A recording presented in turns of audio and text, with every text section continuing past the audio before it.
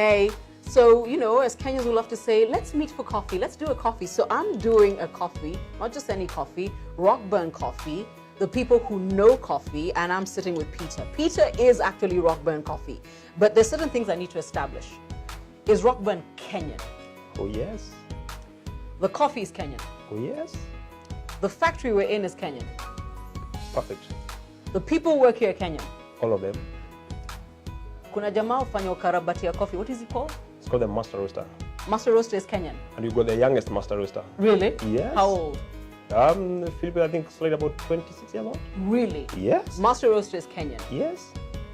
And you are not an employee of Rockbern. Nope. You are Rockbern. I am the rock. Nice. I love it. Let's do this. Explain. If you look at Rockbern and go back to your Bible in Hebrew, Peter is defined as the rock. All right. And my wife is Bernice. So I took the band. So it's a combination of Peter and Bernice. Rock band. So you are truly Kenyan. Yes. That has been established. Yes. We're Kenyans. We grow coffee, we export coffee. Yes. Why this? The factory, the lab, which you're about to show me, the Brewster Academy. Why? Current gaps to time in life when you need to think different. Okay. You don't have just do the same old thing. You know, in Kenya, one of the things that is ailing among, especially the young people, is a common phenomenon called the infectious mentalite. In that case, is whereby everyone wants to do the same thing that has been done by others. There you go. So it comes to a point whereby you need to try something different, walk a different journey altogether, have the experience. And as I say, the reward is in the journey. How old is the Rockbern journey? Rockbern, it will be turning 7 end of this year. So we would say we are 6.5. You're 6.5. Yes. You decide in a country where we grow coffee, we export coffee, we get our money, and we're happy, very happy.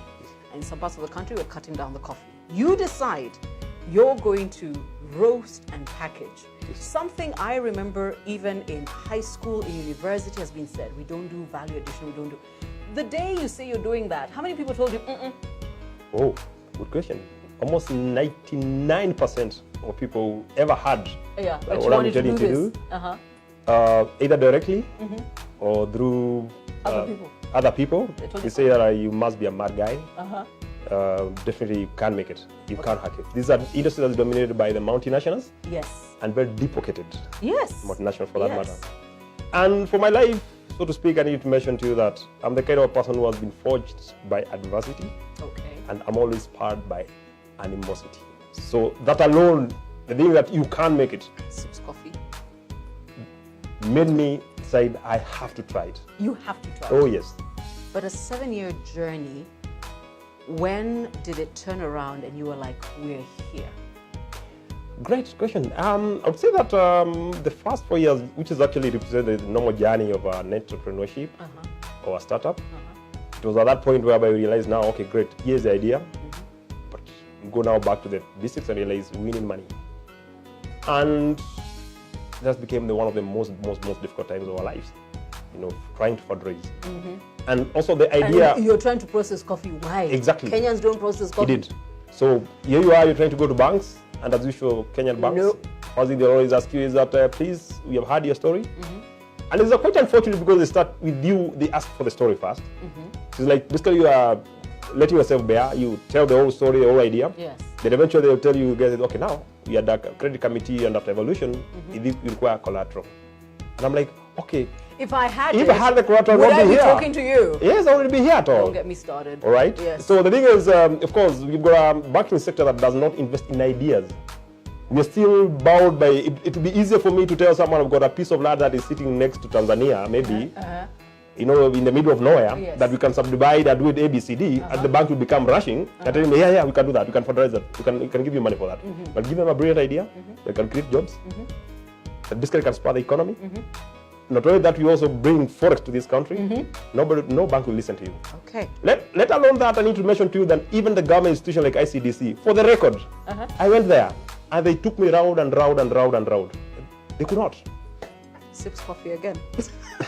Because I love the honesty. So this is truly a Kenyan venture, a Kenyan story. with the true adversity Yes. of doing business in Kenya. Yes. But 7 years later, we're here. And we're not just here, Caroline is here. Oh, yes. When you tasted your first coffee, yours, what was that like? Well, I would say actually it's one of the, do I call it second or that best moment in my life? Because of course, one of the best moments in my life is when I got my daughter. You know, that's I felt some feeling that I cannot be able to explain, that cannot be replicated. Yes. Of course, I've got my loving wife as well. Yes. When she said The I bird do, in Rockbern. that was another feeling of my life. But the minute I tasted Rockbern coffee, I cannot believe it. I was still held in another world of like, is it real, man? This is what I made. This mine, yes. Exactly. So again, also, of course, as it were being my product, maybe I would have not been very objective in evaluating it. So my first customer, some guy who is seated somewhere in Eldoret today, he remains customer number one, whom I treat with love, respect. That guy, when I sent him the coffee blindly, he wasn't my customer then, but I just told him there's a guy who's opening a coffee shop just trying the coffee. And I knew he had to set up a whole group of panels, try to advise him because of coffee culture in Kenya is not as big, so tend to depend on foreigners for advice. Yes. He called me and told me that yo kahawa yako in Swahili, yo kahawa yako bwana. So my expectation was that I was ready for a setback, for him to tell me, okay, well, your coffee doesn't meet the standards. So I didn't hear at first what he told me. So I was okay with what he had told me by the fact that I was expecting a rejection, you know, for him to reject. Then he came again later and said, I have never ever tasted such good coffee. Even the guys whom I've retained here, who are foreigners, they have said they have never tasted that kind of good coffee. And at the time I thought, okay, the journey begin. I need a top up, and I need you to go get a snack and come back, because the truth is, and we have to talk about this, is that for the longest time, Rockbern has not been available here. So when you're ready to come back, we're about to start bragging. Okay, fantastic. It's Rockbern coffee. They claim, and they say this, we know coffee, and as you can tell, they do. The question is, do you know good coffee? This is good coffee. It should be all you ask for from now on. But let's get into our, you know me, when I can find someone who can brag, we brag. Let's brag about Rockbern coffee internationally and very soon all over Kenya.